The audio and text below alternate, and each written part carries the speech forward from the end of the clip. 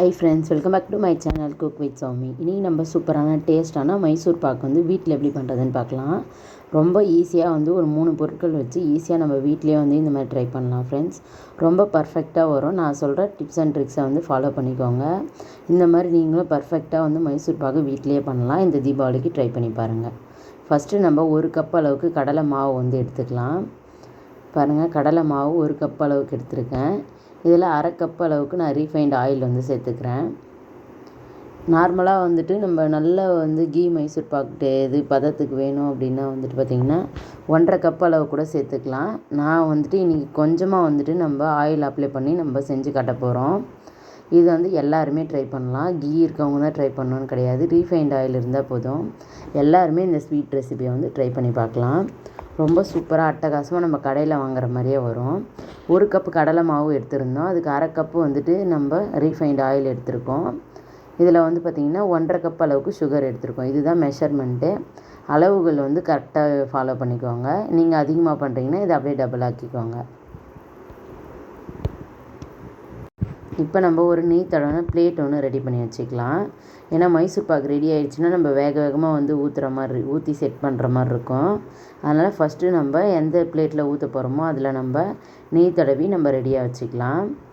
சர்க்கரை பாகு பார்த்திங்கன்னா நமக்கு ஒரு கம்பி பதம் வரணும் ஃப்ரெண்ட்ஸ். பாருங்கள், ஒரு கம்பி பதம் வரணும். நம்ம நடுவில் நம்ம பதம் செக் பண்ணிக்கிட்டே இருக்கணும்.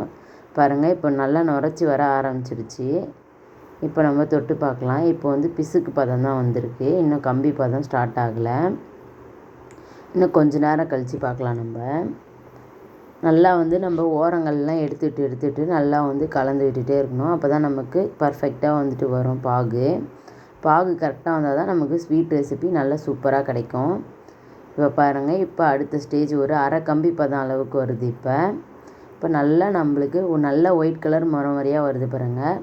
இது பார்த்திங்கன்னா ஒரு 10-15 நிமிஷத்தில் இந்த ஸ்டேஜுக்கு வந்துடும். நமக்கு பாகு பதம் செக் பண்ண தெரியாதவங்க டைமிங் வச்சு கூட பண்ணிக்கலாம். நீங்கள் ஒரு 15 நிமிஷம் இந்த மாதிரி குக் பண்ணிங்கன்னா நல்லா இந்த மாதிரி நுரைச்சி வரும். அந்த டைமில் நம்ம எடுத்து வச்சுருக்க கடலை மாவு ஆயிலை சேர்த்துக்கலாம். பாருங்கள், சேர்த்துட்டு நம்ம நல்லா கை விடாமல் கிளறணும். எப்போவுமே மைசூர் பாக்கு பொறுத்த வரைக்கும் நம்ம கை விடாமல் கிளறணும். இல்லைனா அடி பிடிச்சிரும். மேக்ஸிமம் நான்ஸ்டிக் பாத்திரத்தில் ட்ரை பண்ணுங்கள். அப்படி இல்லைனா இரும்பு கடாயில் ட்ரை பண்ணுங்கள். எந்த ஸ்வீட் ரெசிபி ட்ரை பண்ணாலும் நீங்கள் இரும்பு கடாய் அப்படின்னா நான்ஸ்டிக்கில் ட்ரை பண்ணுங்கள். இப்போ பாருங்கள், நல்லா பபுள்ஸாக வந்துட்டுருக்கு நமக்கு.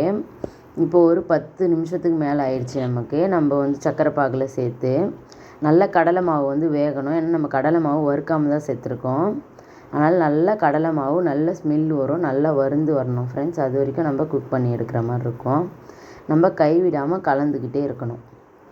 பாருங்கள், இப்போ முன்னே இருந்ததை விட கொஞ்சம் திக்காகிருக்கு. நல்லா நமக்கு ரிப்பன் கன்சிஸ்டன்சி அப்படி சொல்லுவோம். அந்த கன்சிஸ்டன்சி வரும்போது நமக்கு பர்ஃபெக்டாக கிடைக்கும் மைசூர் பாக்கு. இப்போ பார்த்திங்கன்னா ஃபஸ்ட்டு இருந்ததை விடவும் இப்போ நல்லா கெட்டியாக இருக்குது பாருங்கள். ஃபஸ்ட்டு சின்ன சின்ன பபுள்ஸாக வந்துச்சு. இப்போ பார்த்திங்கன்னா நல்லா பெரிய பெரிய பபுள்ஸாக வருது. நம்ம நல்லா கைவிடாமல் கலந்துக்கிட்டே இருக்கணும். பாருங்கள், இந்த மாதிரி நல்லா கலந்து விட்டுகிட்டே இருக்கணும். கொஞ்சம் கொஞ்சமாக மைசூர் பாக்கு கெட்டியாக ஆரம்பிக்கும். நமக்கு அந்த ரிப்பன் கன்சிஸ்டன்சி பதம் வரும்போது நம்ம ஆஃப் பண்ணோன்னா நமக்கு கரெக்டாக இருக்கும் ஃப்ரெண்ட்ஸ். பாருங்கள், ஓரங்களில் எடுத்து விட்டு நல்லா நம்ம கை விடாமல் கிளறணும். இப்போ பார்த்திங்கன்னா முன்னோட இப்போ இன்னும் கொஞ்சம் திக்காகிருக்கு பாருங்கள். பார்க்கும்போதே நமக்கு தெரியும். ஃபஸ்ட்டு இருந்ததை விட இப்போ கொஞ்சம் திக்காகிருக்கு பாருங்கள். நம்ம மாவு எடுத்து விட்டோன்னா நல்லா தெரியும் நமக்கு டிஃப்ரென்ஸு. இப்போ நெய் கொஞ்சமாக சேர்த்துக்கலாம். நெய் உங்களுக்கு ஃப்ளேவர் எவ்வளோ பிடிக்குமோ அந்த அளவுக்கு நம்ம சேர்த்துக்கலாம். நான் மீடியமாக தான் சேர்த்துருக்கேன் நெய். நீங்கள் நெய் நிறையவும் சேர்த்து பண்ணலாம். அதுவும் ரொம்ப சூப்பராக இருக்கும்.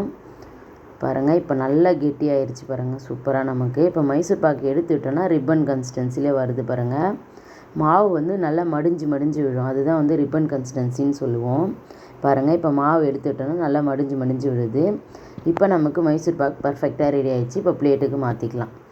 பாருங்கள், நல்லா வேகமாக நம்ம மாற்றுற மாதிரி இருக்கும். இல்லைனா மைசூர் பாக்கு கடாயிலே ஒட்டிக்கும். பாருங்கள், நம்ம எல்லாத்தையும் எடுத்து மாற்றியாச்சு மைசூர் பாக்கு. இப்போ இது நல்லா செட் ஆகி வரட்டும். செட் ஆகி வந்ததும் நம்ம கட் பண்ணிக்கலாம். பாருங்கள், இப்போவே கொஞ்சம் செட் ஆகிடுச்சு பாருங்கள். அந்த ஓரத்தில் நான் தடவின மைசூர் பாக்கெலாம் பார்த்திங்கன்னா இந்த மைசூர் பாக்கு பார்த்திங்கன்னா சீக்கிரமே செட் ஆகிடும். நார்மல் நம்ம கீ நிறைய சேர்த்து பண்ணும்போது அது செட் ஆக லேட் ஆகும். இந்த மைசூர் பாக்கு வந்து பார்த்திங்கன்னா உங்களுக்கு ஒரு 1/4 மணி நேரத்துலேயே செட் ஆகிடும். இப்போ நான் ஒரு கையில் ஃபோன் பிடிச்சிட்டே கட் பண்ணுறேன், அதனால் எனக்கு வந்துட்டு கட் பண்ண வரல. நான் ஃபுல்லாக கட் பண்ணிவிட்டு காமிக்கிறேன் பாருங்கள் ஃப்ரெண்ட்ஸ். ரொம்ப ரொம்ப சூப்பராக ஈஸியாக நம்மளுக்கு கட் பண்ண வரும்.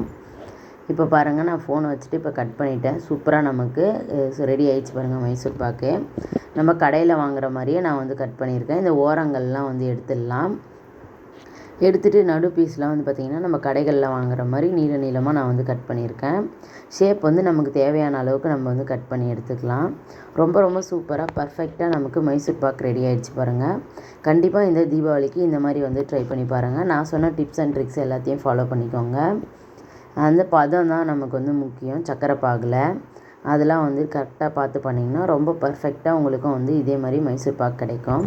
தேங்க்ஸ் ஃபார் வாட்சிங். இன்னொரு சூப்பரான வீடியோவில் சந்திக்கலாம். Thank you, bye bye.